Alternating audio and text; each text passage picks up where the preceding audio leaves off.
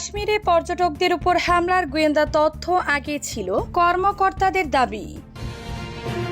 Uranium সমৃদ্ধকরণে পূর্ণ অধিকার দাবি ইরানের। আমেরিকার কাছ থেকে সামরিক সরঞ্জাম কিনছে ভারত। পদত্যাগ করলেন হুতি বিরোধী জোটের প্রধানমন্ত্রী, ইয়েমেনে অস্থিরতা নতুন মোড।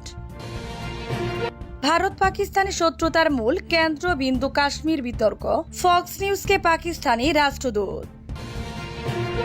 দক্ষিণ সুদানি হাসপাতালে বিমান হামলায় 7 জন নিহত। কাশ্মীরে পর্যটকদের উপর হামলার গোয়েন্দা তথ্য আগেই ছিল কর্মকর্তাদের দাবি। ভারত নিয়ন্ত্রিত জম্মু ও কাশ্মীরে পর্যটকদের নিশানা করে 19 এপ্রিলের কাছাকাছি সময় হামলা হতে পারে বলে স্থানীয় নিরাপত্তা কর্মকর্তাদের সতর্ক করা হয়েছিল। ভারতীয় গোয়েন্দা ব্যুরো আইবি এবং অন্যান্য সংস্থা স্থানীয় কর্মকর্তাদের এই সতর্ক বার্তা দিয়েছিল। আইবি ও অন্যান্য সংস্থার সংশ্লিষ্ট কর্মকর্তারা বলেন, ভারতের কেন্দ্র শাসিত অঞ্চল ইউটি ও শ্রীনগরে 19 এপ্রিল প্রধানমন্ত্রী নরেন্দ্র মোদীর নির্ধারিত সময়সূচি ছিল। এই উপলক্ষে শ্রীনগর শহর ও এর আশপাশে নিরাপত্তা জোরদার করা হয়েছিল।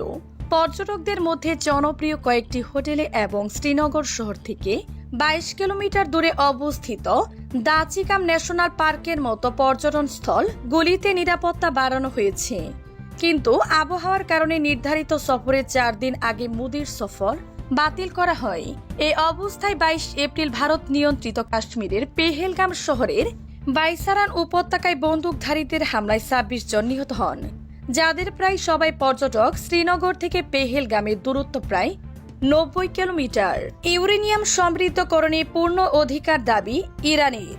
ইউরেনিয়াম সমৃদ্ধকরণে ইরানের পূর্ণ অধিকার রয়েছে বলে শনিবার মন্তব্য করেছেন সে দেশের পররাষ্ট্রমন্ত্রী আব্বাস আরাগচি।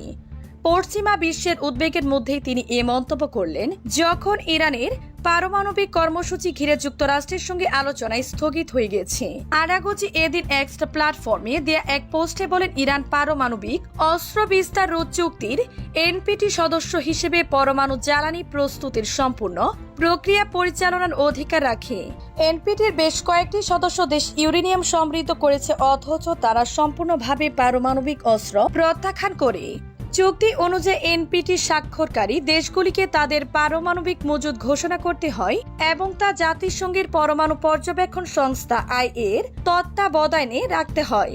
অন্যদিকে পশ্চিমা দেশগুলো বহুদিন ধরে ইরানের বিরুদ্ধে পারমাণবিক অস্ত্র তৈরির অভিযোগ করে আসছে, যদিও তেহরান বারবার বলেছে তাদের পরমাণু কর্মসূচি একান্তই বেসামরিক উদ্দেশ্যে পরিচালিত হচ্ছে। আমেরিকার কাছ থেকে 13 কোটি 10 লাখ ডলার মূল্যের সামরিক সরঞ্জাম কিনছে ভারত। ইতিমধ্যে এ সংক্রান্ত একটি প্রস্তাবে অনুমোদনও দিয়েছে মার্কিন পররাষ্ট্র মন্ত্রণালয়। শুক্রবার যুক্তরাষ্ট্রের পররাষ্ট্র মন্ত্রণালয় থেকে প্রদান করা এক বিবৃতিতে এ তথ্য জানানো হয়েছে। বিবৃতিতে বলা হয়েছে, যুক্তরাষ্ট্রের কাছ থেকে নিজেদের নৌবাহিনীর জন্য সি ভিশন সফটওয়্যার ও এর সঙ্গে আনুষঙ্গিক বিভিন্ন সরঞ্জাম কিনতে চায় ভারত। মার্কিন পররাষ্ট্র মন্ত্রণালয়ের বিবৃতিতে বলা হয়েছে, কৌশলগত ঐক্যের অংশ হিসেবে ভারতের কাছে Indo Pacific awareness software sea vision এবং আনুষঙ্গিক উপকরণ বিক্রম সংক্রান্ত একটি প্রস্তাবের অনুমোদন দিয়েছে পররাষ্ট্র দফতর। এই প্যাকেজে মূল 13 কোটি 10 লাখ ডলার। আরও বলা হয়েছে, এই সফটওয়্যার ভারতকে তার সমুদ্র সীমার বর্তমান ও ভবিষ্যৎ হুমকি মোকাবেলার জন্য সহায়ক হবে। ভারতের নৌবাহিনীর সচেতনতা, বিশ্লেষণ ক্ষমতা এবং কৌশলগত অবস্থান আরও শক্তিশালী করার ক্ষেত্রে ভূমিকা রাখতে পারবে সি ভিশন সফটওয়্যার। পদত্যাগ করলেন হুতি বিদ্রোহী জোটের প্রধানমন্ত্রী, ইয়েমেনে অস্থিরতার নতুন মোড। মার্কিন হামলা তীব্র হওয়ার মধ্যে ইয়েমেনে হুতি বিদ্রোহী জোট সরকারের প্রধানমন্ত্রী আহমেদ আওয়াদ বিন মোবারক পদত্যাগ করেছেন। শনিবার 3 মে তিনি পদত্যাগের ঘোষণা দেন। রাজনৈতিক দণ্ড, সরকারি সংস্থাগুলোর সংস্কারে ব্যর্থতা এবং জনগণের মধ্যে ক্রমবর্ধমান অসন্তুষ্টির মুখে এই পদত্যাগ হলো। এটি দেশটির চলমান সংকটকে আরো জটিল করে তুলেছে। আহমেদ বিন মোবারক 2024 সালের ফেব্রুয়ারিতে প্রধানমন্ত্রী হিসেবে দায়িত্ব গ্রহণ করেন। পদত্যাগের ঘোষণায় তিনি উল্লেখ করেন, রাষ্ট্রীয় প্রতিষ্ঠানগুলোর সংস্কারের জন্য প্রয়োজনীয় সিদ্ধান্ত নিতে এবং মন্ত্রিসভার প্রয়োজনীয় পুনর্গঠন করতে ব্যর্থ হয়েছে তিনি। আহমেদ সরকারের অভ্যন্তরীণ রাজনৈতিক দ্বন্দ্ব এবং কাঠামোগত সমস্যার কথা উল্লেখ করেন, যা তার দায়িত্ব পালনে বাধা সৃষ্টি করছে।